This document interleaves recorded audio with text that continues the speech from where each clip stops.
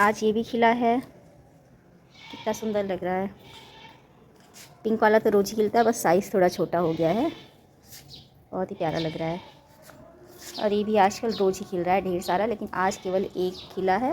कल खिलेंगे ढेर सारे, क्योंकि कलियाँ और भी आई हुई हैं इसमें। अरे भैया बुलबुल बोल रही है।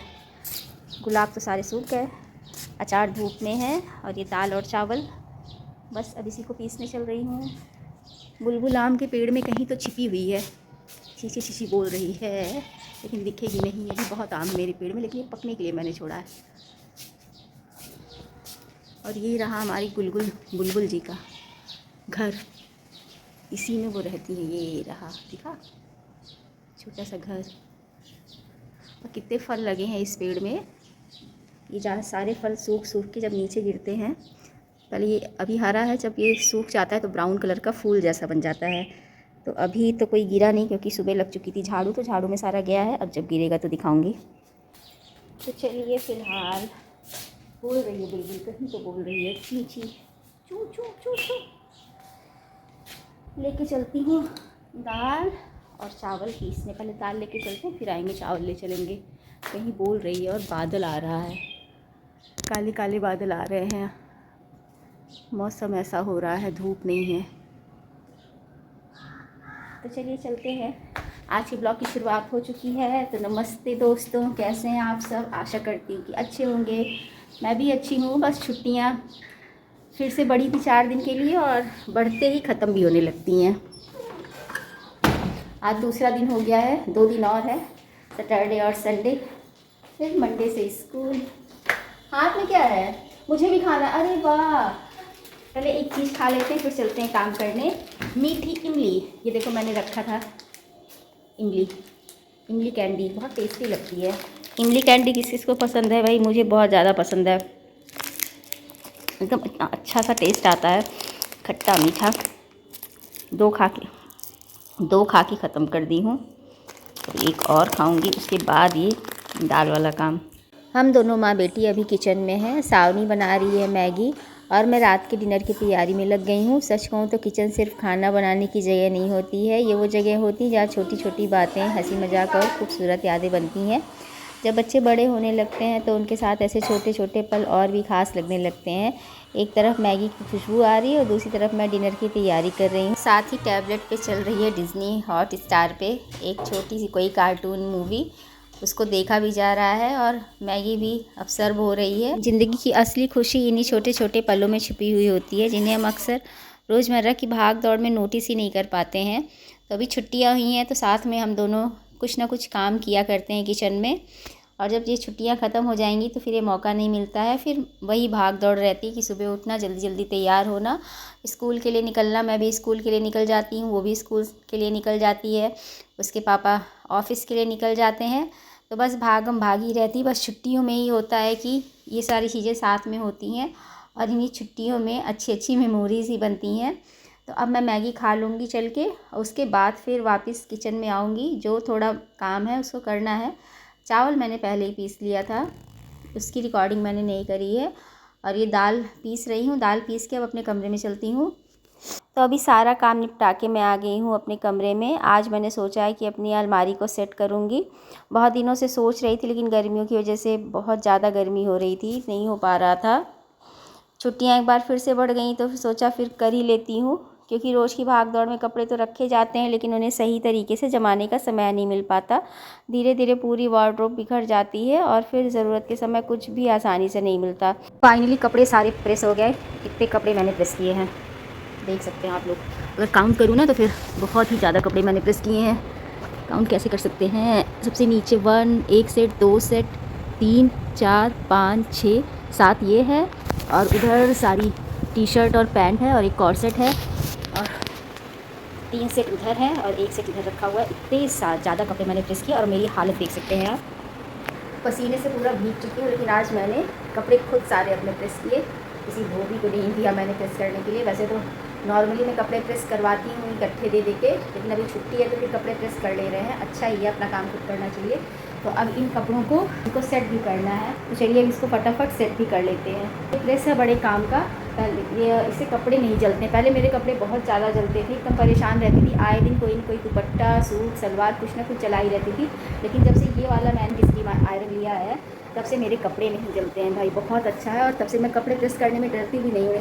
तो आज मैंने तय किया है कि पूरी अलमारी खाली करके एक एक चीज़ को अच्छे से अरेंज करूँगी। सबसे पहले सारे कपड़े बाहर निकालूंगी, फिर उन्हें कैटेगरी के हिसाब से अलग करूँगी। ये सूट मेरा बिल्कुल ही नया था, केवल मैंने एक बार इसको पहना है, ये वाला सूट। और ये मैंने इसको पीछे यहाँ पे खुद प्रेस कर रही थी, जला दिया। मेरा सबसे प्यारा सूट, मुझे बहुत ज़्यादा पसंद था। इसका कलर इतना ज़्यादा अच्छा, पिंक कलर का, बेबी पिंक, लेकिन मैंने इसको यहाँ पे जला दिया। एक बार मैंने केवल पहना और स्कूल पहन के गई। जब नेक्स्ट टाइम इसको पहनने के लिए मैंने निकाला, जैसे प्रेस चलाया तुरंत गया काम से। तभी मुझे कपड़े प्रेस करने में इतना डर लगने लगा था। लेकिन जब से ये स्टैंडिंग स्टीम आयरन मैंने ख़रीदा है तब से इन चीज़ों से बच गई हूँ। तब से मैं कपड़े नहीं जला रही हूँ, तब से मेरे कपड़े जलने बंद हो गए हैं। तो मैंने इतने कपड़े जलाए हैं कि मैं क्या ही बताऊँ। तो आज मैंने तय किया है कि पूरी अलमारी खाली करके एक एक चीज़ को अच्छे से अरेंज करूँगी। सबसे पहले सारे कपड़े बाहर निकालूंगी, फिर उन्हें कैटेगरी के हिसाब से अलग करूँगी, जैसे डेली वेयर, पार्टी वेयर, साड़ियाँ, सूट और सीजनल कपड़े। इससे न सिर्फ वार्डरोब साफ़ दिखती है बल्कि बाद में सामान ढूंढना भी बहुत आसान हो जाता है। मुझे वार्डरोब ऑर्गेनाइजेशन का काम इसलिए भी अच्छा लगता है क्योंकि यह सिर्फ सफाई नहीं होती बल्कि अपने सामान को एक नई शुरुआत देने जैसा लगता है। जब हम अपनी अलमारी को व्यवस्थित करते हैं तो मन में बहुत हल्का और अच्छा महसूस करते हैं। कभी कभी हमें ऐसे कपड़े मिल जाते हैं जिन्हें हम भूल चुके होते हैं, फिर उन्हें देखकर पुरानी यादें भी ताज़ा हो जाती हैं। आज मैं कुछ ऐसे कपड़े भी अलग करूँगी जिन्हें मैंने बहुत समय से नहीं पहना। जो कपड़े अब काम नहीं आते उन्हें अलग रखना भी ज़रूरी है ताकि वार्डरोब में केवल वही चीज़ें रहें जिनका हम सच में इस्तेमाल करते हैं। मुझे लगता है कि एक साफ़ और व्यवस्थित घर हमारी सोच और मूड दोनों पर अच्छा असर डालता है। तो आज का मिशन है अपनी वार्डरोब को पूरी तरह साफ़, ऑर्गेनाइज्ड और सुंदर बनाना। देखते देखते कितना सारा सामान निकल आता है, लेकिन जब सब कुछ अपनी सही जगह पर सेट हो जाता है तब जो सुकून मिलता है उसकी बात ही अलग होती है। अगर आप लोग भी काफ़ी दिनों से अपनी अलमारी सेट करने की सोच रहे हैं तो इस ब्लॉग के बाद ज़रूर थोड़ा समय निकालिएगा और अपनी वार्डरोब को नया लुक दीजिएगा। मुझे उम्मीद है कि आज का यह वार्डरोब ऑर्गेनाइजेशन आप लोगों को भी मोटिवेट करेगा। चलिए अब शुरू करते हैं पूरा वार्डरोब मेकओवर। तो इस मेकओवर में कुछ भी नया यूज़ नहीं होने वाला है। ये मेकओवर बस बहुत ही आसानी से और बहुत जल्दी से होने वाला है। इसमें कुछ नया यूज़ नहीं किया है, बस मैंने पूरी अलमारी को एक बार खाली किया है और फिर उसको अच्छे से साफ़ करके फिर से अनप्रेस्ड और प्रेस्ड कपड़ों को अलग किया है। जो नहीं पहनने उनको भी अलग किया है और जो पहनने हैं उनको भी अलग किया। वार्डरोब के इस वाले पार्ट में मैंने वही कुर्ता सेट और दुपट्टा एक साथ में रखे हैं जिन्हें मुझे डेली वेयर करना है। बाकी जिन्हें मुझे कभी कभार पहनना है उसको मैंने आज यहाँ से निकाल दिए हैं। अलमारी का एक पार्ट तो मैंने अच्छे से सेट कर लिया है और अब आ गई हूँ ऊपर वाले हिस्से में। सच बताऊँ ये पार्ट इतना ज़्यादा मेसी हो गया है कि यहाँ कपड़ों का पूरा ढेर लगा हुआ है।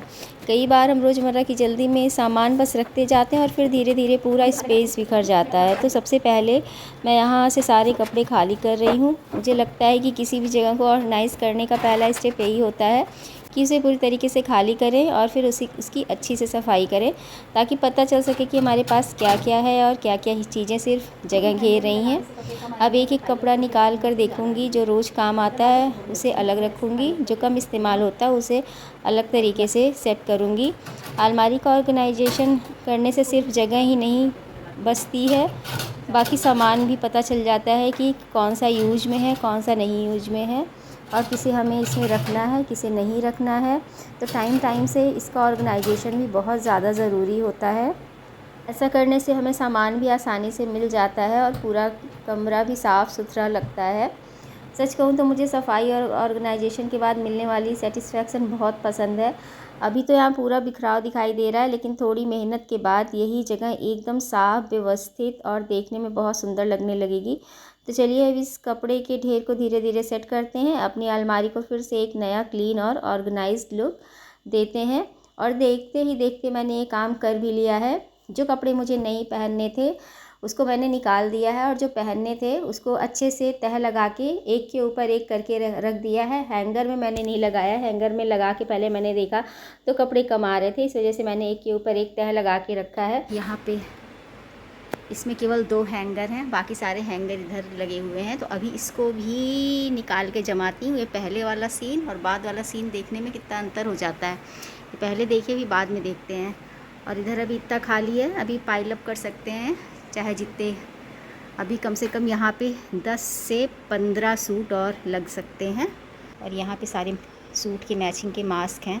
कोरोना के टाइम में जो सूट्स मिलते थे उसके साथ मास्क भी मिलते थे।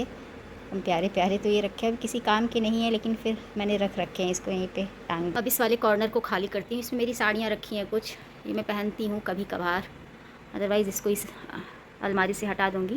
जो पहनने वाली होंगी उसको यहीं पे लगाऊँगी। बाकी जो भारी साड़ियाँ यहाँ से निकाल के दूसरी जगह रख दूँगी।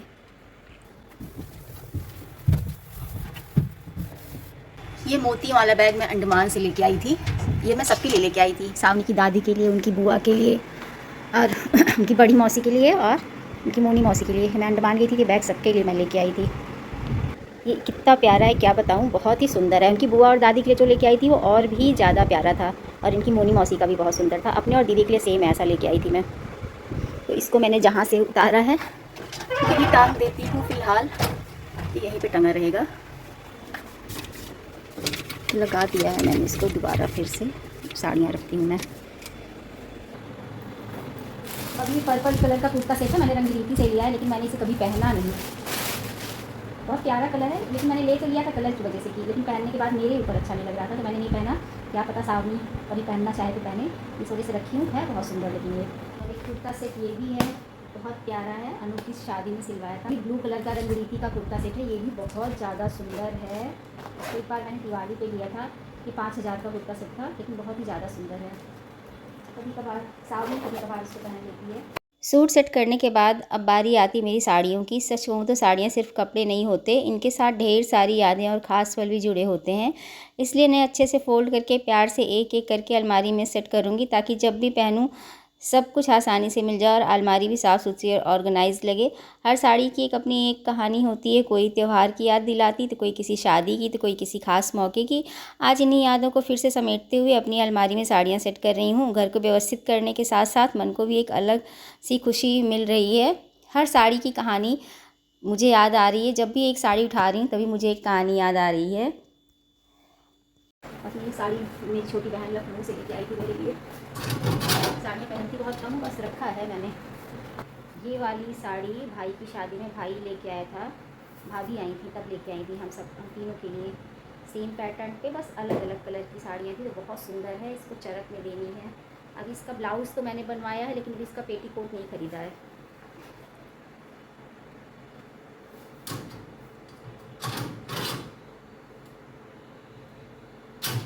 बाकी ये साड़ी तो मेरी फेवरेट है, इसमें सीक्वेंस का वर्क हुआ है, इतना प्यारा लगता है ये।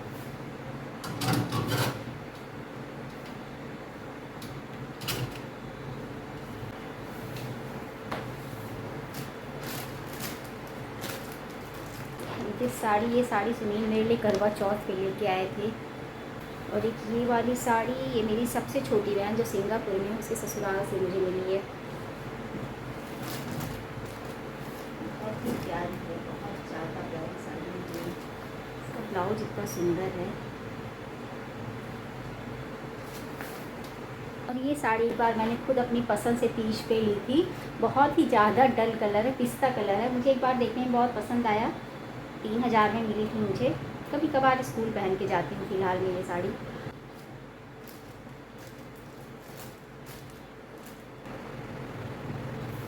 ये साड़ी मेरी दीदी ने दी थी, उनकी 25वीं शादी की सालगिरह थी, तब वो मेरे लिए लेके आई थी। रिटर्न गिफ्ट था ये।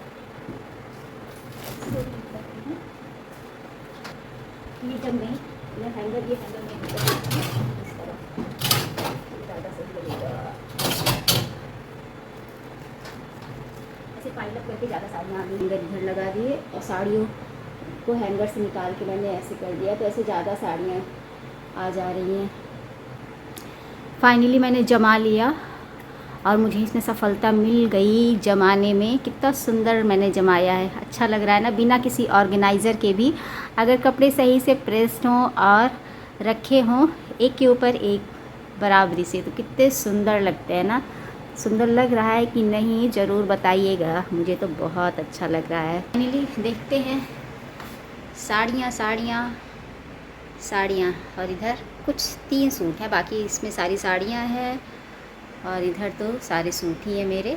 तो सोच रही हूँ ये वाले सूट भी निकाल के इधर ही रख देती हूँ। कपड़े जो चेयर पे निकले हैं ये डिस्कार्डेड हैं, ये मुझे अब किसी को देना है। और एक सावनी का सूट मेरे में था, उसको निकाल के सावनी के कमरे में रख दूँगी। ये अपने चरम पे है, लेकिन इडली, नारियल की चटनी, सांभर बन के तैयार है। इडली ये रही, एक बार बन चुकी है, एक बार कुकर में है और अभी एक बार एक बैटर भगोने में है। इतनी गर्मी में भी मैंने पूरी इतनी जल्दी से सारी अरेंजमेंट कर ली है।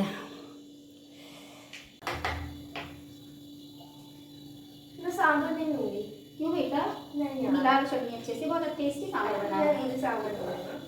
ये तो मेरा सर्दी का पापा मुझे सांभर नहीं पसंद आता। अरे नहीं सांभर एक शब्द गंदा इसमें डॉक्टर कर दिया यू। ये क्या है अम्मा?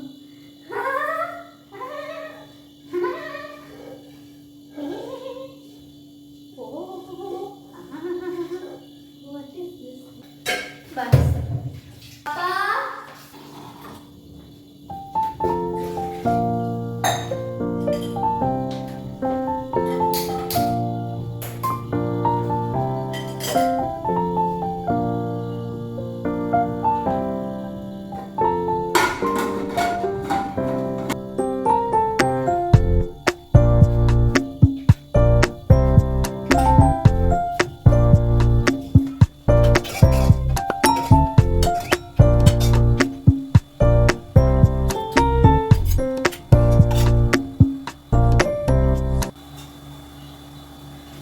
तो बन के तैयार है डिनर, सांभर, नारियल की चटनी और इडली। टेस्टी डिनर और लोग करते हैं डिनर।